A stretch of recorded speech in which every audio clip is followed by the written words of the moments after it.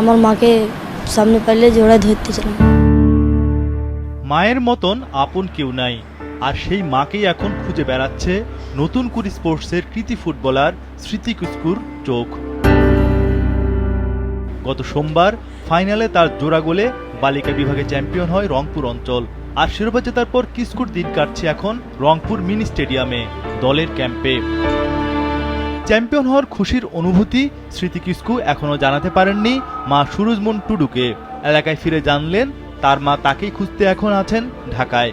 অথচ মায়ের কাছেও যেমন কোনো মোবাইল ফোন নেই, তেমনি স্মৃতি কিস্কুর ভরসা কেবল কোচের ফোনটা।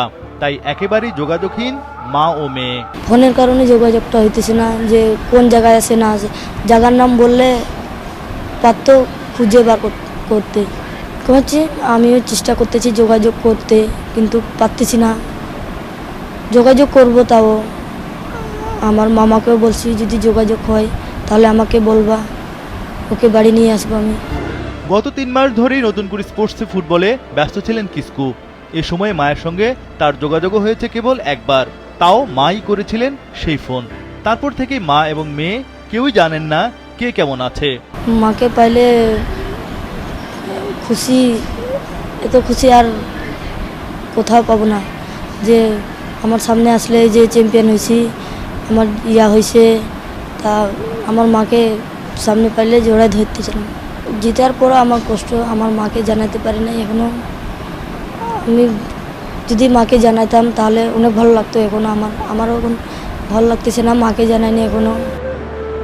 বাবাহীন কিস্কুর দিন কাটছে এখন মায়ের অপেক্ষায়। থাকেন ক্যাম্পে, খাবারের ভরসা কোচ। বাবার মতো সেই কোচই এখন কিস্কুর জীবনে বড় হয়ে ওঠার একমাত্র ভরসা। ও মানুষের জমিতে কাজ করতো, মানে কিস্কু, এই জন্য আসতো না ট্রেনিংয়ে। পরবর্তীতে ওর ইতিহাস শুনে আমার খুব খারাপই লাগলো। তাদেরকে বললাম যে আমার কিস্কুকে রেখে দেবো, এবং যা আছে আমি নিজেও মানে অনেক সংকটে আছি, তারপরেও কিস্কুকে এখানে রেখে দেওয়ার পর ও একটা ভরসার প্রতীক হয়ে দাঁড়ায়। আদব শহর ঢাকার কোনো অজানা গলিতে হয়তো আছেন স্মৃতি কিস্কুর মা, কিন্তু তাকে খুঁজবে কে? একমাত্র ভরসা সংবাদ মাধ্যম। আসুন খুঁজি স্মৃতি কিস্কুর মাকে।